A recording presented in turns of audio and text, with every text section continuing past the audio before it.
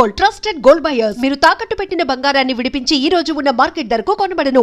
ఒకానొక సందర్భంలో ఒక ఇన్సూరెన్స్ కంపెనీ వాళ్ళ కోసం వాళ్ళని పిలిచారు.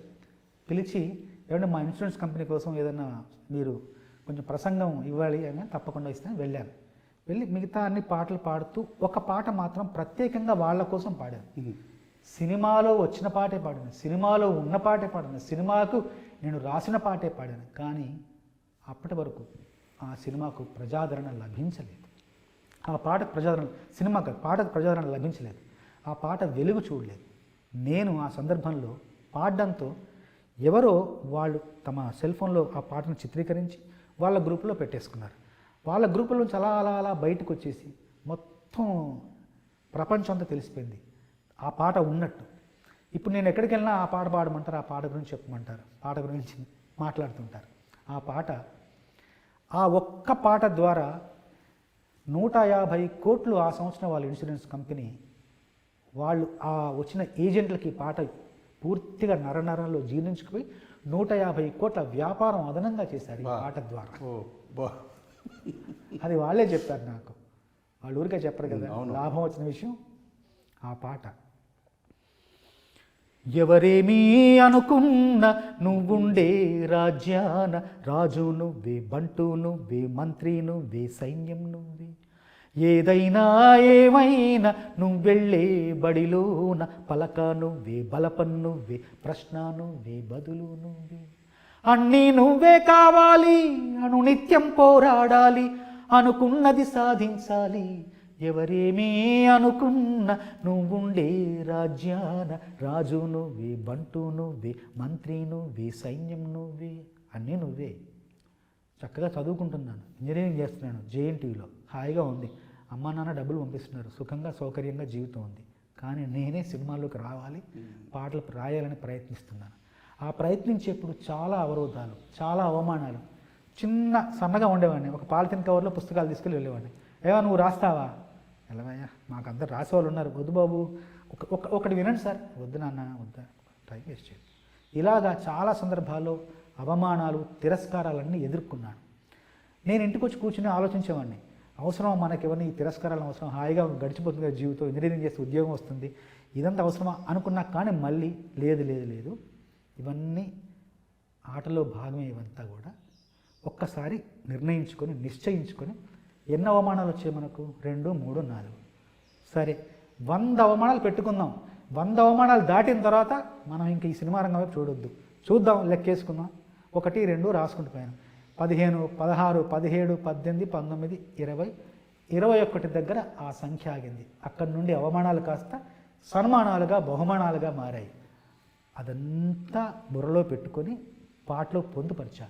అవమానాలే ఆభరణాలు, అనుమానాలే అనుకూలాలు, సందేహాలే సందేశాలు, చీత్కారాలే సత్కారాలు, అనుకోవాలి అడుగెయ్యాలి, ముళ్ళ మార్గాన్ని అన్వేషించాలి, అలుపొస్తున్నా కలలే కన్నా పూల స్వర్గాన్ని అధిరోహించాలి, ఎవరికి వారవు లోకంలో, ఎవరికి పట్టని శోకంలో, నీతో నువ్వే సాగాలి, ఎవరేమీ అనుకున్న నువ్వుండే రాజ్యాన రాజు నువ్వే, బంటు నువ్వే, మంత్రి నువ్వే, సైన్యం నువ్వే, బలము నువ్వే, బలగం నువ్వే, ఆట నీదే, గెలుపు నీదే, నారు నువ్వే, నీరు నువ్వే,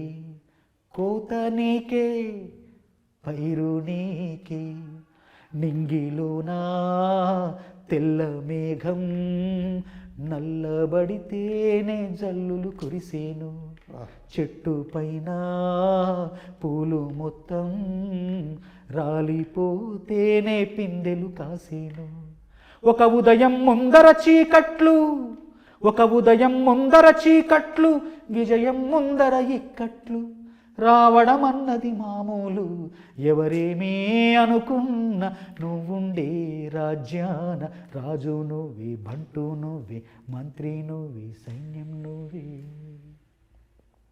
ఇప్పుడు నా 1, 2, 3 స్థానాల్లో ఈ పాట వచ్చి కూర్చుంది. అంటే ఇది ఎందుకు చెప్తున్నానంటే, మనం 500 ఏళ్ల క్రితం, అంటే పెద్ద ఉదాహరణ అయ్యి ఉండొచ్చు, కానీ మంచి వాళ్ళ ఉదాహరణ తీసుకోవాలి మనం, మంచి విషయాలు.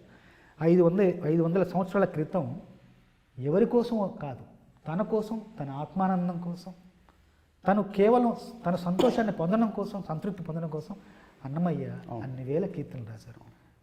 పేరు కోసం, కీర్తి కోసం, ప్రాభవం కోసం, గుర్తింపు కోసం కాదు, తన సంతోషం కోసం రాసుకున్నారు. ఎక్కడెక్కడో రాశారు. రాగిరేకుల మీద రాశారు, తాళపత్రాల మీద రాశారు, బండల మీద రాశారు, శిలల మీద రాశారు, వదిలేశారు. కానీ మంచి విషయాలను 500 ఏళ్ల క్రితమైనా సరే తవ్వి తీస్తాం. ఖచ్చితంగా నాకు తవ్వి తీస్తాం. ఈ పాట వినగానే నాకు గుర్తొచ్చిందండి. ఇది బడ్జెట్ పద్మనాభం సినిమాలో పాట. నేను ఈ సినిమా రిలీజ్ అయినప్పుడు నేను ఎంబీఏ చదువుతున్నా విశాఖపట్నంలో. అప్పుడు ప్రతి సినిమా చూసేవాళ్ళం. ఇంకా ఆ సినిమా ఈ సినిమా ఏం లేదు, కొత్త సినిమా వస్తే వెళ్ళిపోవటమే. ఇది చూసి కేవలం ఈ ఒక్క పాట కోసం మళ్ళీ వెంటనే ఈవినింగ్ షో కూడా చూశానండి ఆ రోజు. నేను మీకు కూడా చెప్పలేదు, ఇప్పుడు మనకు సందర్భం రాక ఇప్పుడు నాకు గుర్తొచ్చింది అదంతా కూడా. ఆ పాటలో ఆ పల్లవి, ఆ చరణాల్లో ఉన్నటువంటి ఆ భావాన్ని చూసి, ప్లస్ ఆ ట్యూన్ కూడా ఎందుకో చాలా క్యాచీగా అనిపించి, బాలుగారు గొంతు అది ఎందుకో చాలా బాగా అనిపించి, సినిమాని పక్కన పెట్టి అసలు వెంటనే మళ్ళీ ఇంకో షో ఆ పాట కోసం మళ్ళీ చూడాల్సి వచ్చింది. అప్పుడు ఎందుకు పాట వినొచ్చు కదండి, అప్పుడు నా దగ్గర వాక్మన్ లేదు, ఏమీ లేదు, బట్ వెంటనే చూసేస్తే బాగుండి అనిపించింది. తర్వాత నిజంగా నాకు ఇంకోటి అనిపించింది, ఇదంతా చెప్తుంటే మీరు అంటే చిన్న కవితాత్మకంగా ఆలోచిస్తే, విచ్చుకోబోతున్న మొగ్గని విచ్చుకునేలా చేసేది సూర్యరశ్మి. అవును. అలాగే విచ్చుకోవడానికి సిద్ధంగా ఉన్న కలువ పువ్వుని విచ్చుకునేలా చేసేది వెన్నెల. కానీ రాలిపోబోయేటువంటి పువ్వుని, వాడిపోతున్నటువంటి పువ్వుని కూడా వికసింపజేసేటువంటిది కవిత్వం.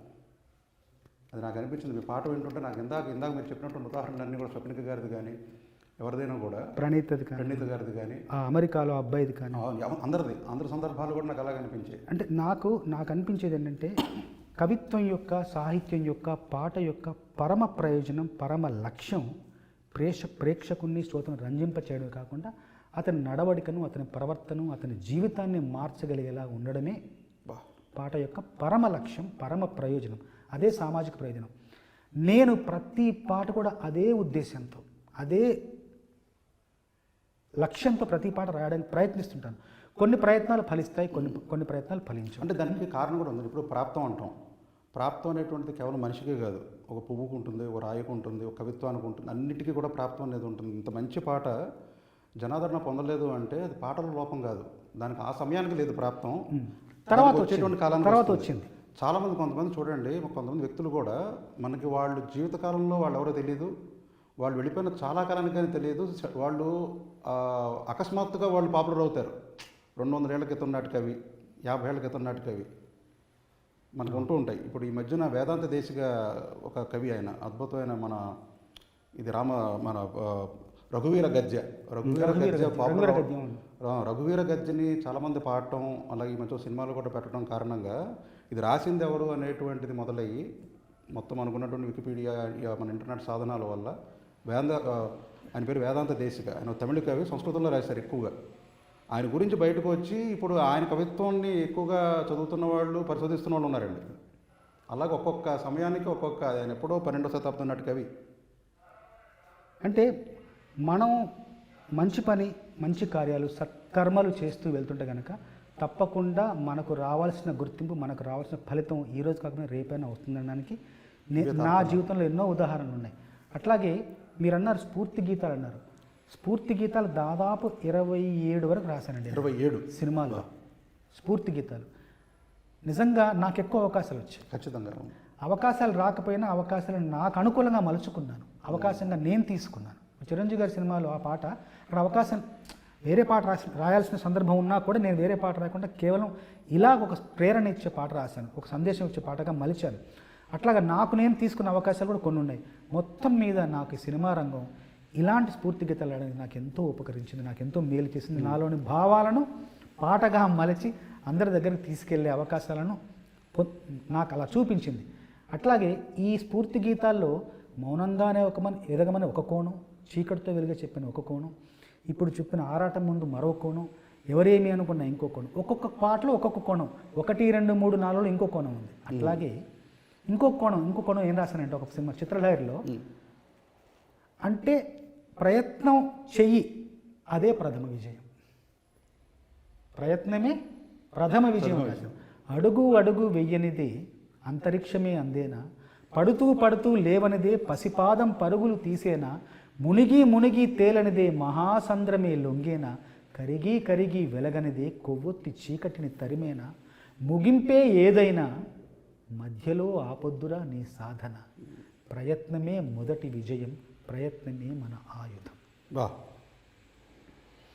ఎక్కడ నీ బలం ఉంటుందో అక్కడ నువ్వే నిలవాలి, ఎక్కడ నీ తెలివి ఉంటుందో ఆ చోటే నీకే తెలియాలి, నింగిలో ఎగిరే పోటీకే చెరువులో చేపను పంపొద్ది, చెరువులో ఈదే పోటీకే గగనంలో గువ్వను దింపొద్ది, నీకంటూ తీరొకటుందే నీ తీరులో నువ్వు చేరుకో నీ తీరమే, గెలుపంటే నీ సంతకం, గెలుపంటే నీపై నీ నమ్మకం. ఇదో కోణంలో రాశాను. మళ్ళీ మీరు ఈ మధ్యలో చూడొచ్చు, ఈ మధ్యలో ఒక సినిమా వచ్చింది, మీరు నన్ను పరిచయం చేస్తూ ఏమన్నారు, పుష్పరాజు. దాంట్లో అంటే సమాజంలో ఎన్నో వర్గాలు ఉంటాయి, ఎన్నో వర్ణాలు ఉంటాయి. ప్రతి మనిషికి, సమాజంలో ప్రతి మనిషి కూడా ఒక అంతర్భాగమే. ఒక్కొక్క మనిషికి తనదైన ఒక మానవ ఒక జీవితం ఉంటుంది, ఆ జీవన సంగీతం ఉంటుంది, జీవన కవిత్వం కూడా ఉంటుంది. పుష్పరాజు జీవితం కూడా అందుకు ఉదాహరణ. దాంట్లో ఆయన ఏం రాశాడు, ఆ సినిమా ఆ పాటలో ఏం చెప్పాము, ఆయన ఏం మాట్లాడారు, నేను ఏట్లో ఇసిరేస్తా, నే సేపతో తిరిగొస్తా, గడకర్రకు గుచ్చేస్తా, నే జెండాలా ఎగిరేస్తా, నేను మట్టిలో పాతేసి మాయం చేస్తా, నే ఖరీదైన ఖనిజంలా మళ్ళీ దొరికేస్తా, ఏ బిడ్డ ఇది నా అడ్డ, ఆ పక్కా నాదే ఈ పక్కా నాదే, తలపైన ఆకాశం ముక్కా నాదే, ఆ తప్పు నేనే ఈ ఒప్పు నేనే, తప్పొప్పులు తగలెట్టే నిప్పు నేనే, నన్నైతే కొట్టేటోడు భూమి మీదే పుట్టలేదు పుట్టాడా అది మళ్ళా నేనే, నన్ను మించి ఎదిగటోడు ఇంకోడొస్తాడు చూడు ఎవడంటే అది రేపటి నేనే, ఏ బిడ్డ ఇది నా అడ్డ, ఎవడ్రా నువ్వు ఇనుమును నేను నన్ను కాల్చితే కత్తెవుతాను, ఎవడ్రా నువ్వు మట్టిని నేను నన్ను తొక్కితే ఇటుకవుతాను, ఎవడ్రా నువ్వు రాయిని నేను గాయంగాని చేశారంటే ఖాయంగానే దేవుణ్ణి అవుతాను. ఇది కదా దమ్ము, ఇది కదా ఉండాలి ఒక మనిషిలో ఆత్మవిశ్వాసం. ఇలాంటి ఆత్మవిశ్వాసం సినిమా పాట మనిషికి ఇస్తుంది, ఉన్న విశ్వాసాన్ని తట్టి లేపుతుంది, వెన్ను తడుతుంది, ముందుకెళ్ళమని ఒక మార్గాన్ని చూపిస్తుంది, ప్రబోధిస్తుంది. సినిమా పాట శక్తి అది, సినిమా పాట సామర్థ్యం అది. ఈ సినిమా పాట రాయడానికి ఎంతోమంది కవుల ఆశీర్వాదం, కవుల కృప, కవుల దీవెనలు. నేనేం పుట్టుకతోటి ఏం కవిని కాదు, నేర్చుకున్నాను, సాధన చేశాను. దీనికి ఎంతోమంది చిన్నప్పుడు సాహిత్యం చదివాను, పెద్ద అయిన తర్వాత వీళ్ళందరి ఆత్రేయ గారు, పేటూరి గారు, శ్రీశ్రీ గారు, సిరివెన్నెల గారు, ఆరుద్ర, సముద్రాల జూనియర్, సీనియర్ ఎంతోమంది కవులను ఆరాధించారు. పోతన, వేమన, సోమన ఎంతోమంది కవులను ఆరాధించి వాళ్ళందరినీ ప్రతిరోజు నిత్యం పఠిస్తూ, నిత్యం చదువుతూ, నిత్యం నాతోనే ఉంటారు వాళ్ళంతా. అలా ఉండడం అంటే నేను ఇప్పుడే చెప్పాను, పాట రాయడం రోజు ఉంటుంది కానీ పఠించడం రోజు ఉంటుందని. అలాగే అంత దీక్షగా, అంత ఒక మంచి భావంతో వాళ్ళని అందరినీ గుర్తుపెట్టుకుంటూ ఉంటే వాళ్ళందరూ నాలో ఉండి నన్ను నా అక్షరాల రూపంలో వాళ్ళ అక్షరాశీస్సులు అందించడం వల్లే నాకు మరింత శక్తి పెరుగుతోందని నేను భావిస్తాను.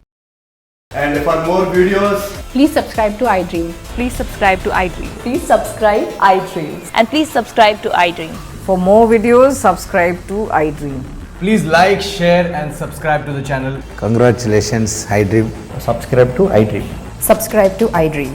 So subscribe to iDream Media. iDream ki iDream team andarki huge congratulations. Please subscribe iDream Media. Please subscribe to iDream. Subscribe iDream. Please subscribe to iDream. iDream అంటే నా కళల ఛానల్ను సబ్స్క్రైబ్ చేసుకున్న నోరు తిరుగుతలేదు, మీరైతే గంట గుర్తు కొట్టండి. For more such videos, please subscribe to iDream.